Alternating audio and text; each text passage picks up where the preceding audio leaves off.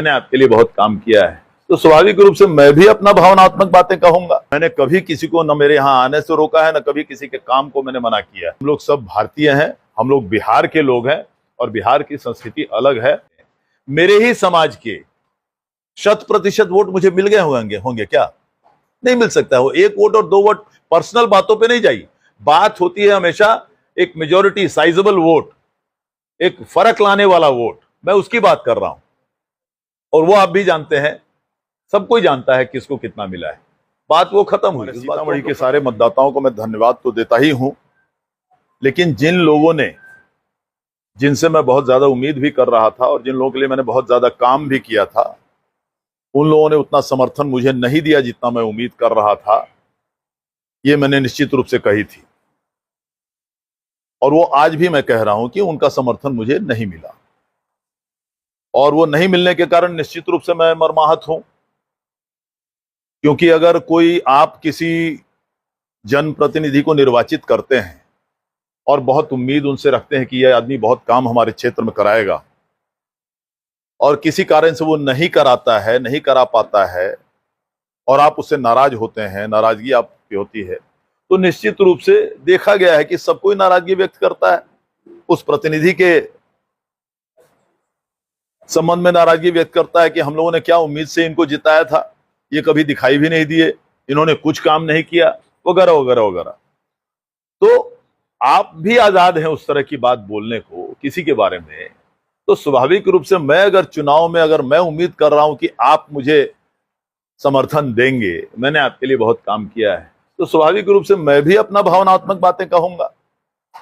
तो वही भावनात्मक बात को बहुत दूसरे तरह से प्रचारित करके ये बताया गया कि ये बातें जो है ये जातिवादी बातें हैं या धर्मनिरपेक्ष बात नहीं है, वगैरह वगैरह। दूसरे पार्टी से धर्मनिरपेक्षता, सीतामढ़ी क्षेत्र के सारे लोग काम देखें, इसी तरह से जानते हैं कि मैं जातिवाद से ऊपर उठ के हमेशा मैंने काम किया है, भविष्य में भी ऊपर से हमेशा काम करूंगा। किसी धर्म के जो लोग हैं उन्होंने भी मुझे देखा है, मेरे धर्मनिरपेक्षता को देखा है। मैंने कभी किसी को न मेरे यहाँ आने से रोका है, न कभी किसी के काम को मैंने मना किया है।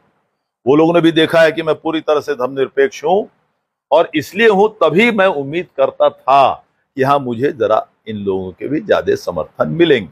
नहीं मिलने पर मैं दुखी हूं, मैंने अपना दुख व्यक्त किया, इससे ज्यादा तो कुछ नहीं है। आज के दिन में भी हमारे सारे लोग, यहाँ भी बहुत हमारे मुस्लिम भाई लोग आए हुए हैं, अभी भी होंगे, यहाँ पर होंगे, हमेशा आते हैं। हमारे यादव भाई लोग आते हैं, आज भी उनका स्वागत है, कल भी स्वागत रहेगा, कल भी आते रहेगा। मेरे रिश्ते उनसे कल जैसे थे, आज भी वैसे ही हैं, कल भी वैसे ही रहेगा। मैं यही बात कहने के लिए आपके पास आया हूं और आपके जरिए तमाम जो हमारे श्रोता हैं, मतदाता हैं, जितने हैं, सबके पास, पूरे देश प्रदेश में मैं ये बात फैलाना चाहता हूं। देवेश ठाकुर जो कल था आज भी वही है और जिस तरह से आपको अपने भावनाओं को व्यक्त करने की अभिव्यक्ति है, तो निश्चित रूप से मेरे पास भी वो अभिव्यक्ति रहने दीजिए। चुनाव आया गया, हम लोग सब भारतीय हैं, हम लोग बिहार के लोग हैं और बिहार की संस्कृति अलग है।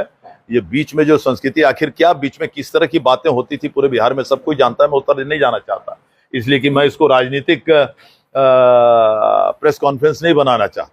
मैंने सिर्फ आपको कहा कि मेरे रिश्ते कभी किसी से न बिगड़ सकते हैं, न कभी पहले कभी किसी से खराब थे, न कभी किसी आदमी को, हमारे यहाँ किसी भी धर्म के आदमी को, किसी भी समाज के आदमी को मेरे यहाँ अगर कभी रोका गया हो तो मैं चुनौती देता हूं, कोई भी बता दे। एक जमाना था कि हमारे जो प्रतिद्वंदी लोग हैं वो तो दूसरे लोगों को गाली दिया करते थे, मना किया करते थे, गाली दिया करते थे, इस तरह की परिस्थिति बिहार में थी। खैर उन बातों पर मैं नहीं जाना चाहता, लेकिन मेरे यहाँ सबका स्वागत है। मैंने हमेशा से सबका काम किया है, आज भी सबका काम कर रहा हूँ, कल भी करूंगा और सबका स्वागत है, इसमें कहीं कोई शक नहीं है। इसको मीडिया ने मैं आपके जरिए ये चाहता हूँ, मेरी भावनाओं, जो मैं भावनाओं का आहत मैं जरूर हुआ था, आज भी हुआ हूँ, तो उतनी बात तो मुझे बोलने की आजादी होनी चाहिए। अभिव्यक्ति की आजादी है उतनी मुझ पर रहने दिया ना चाहिए।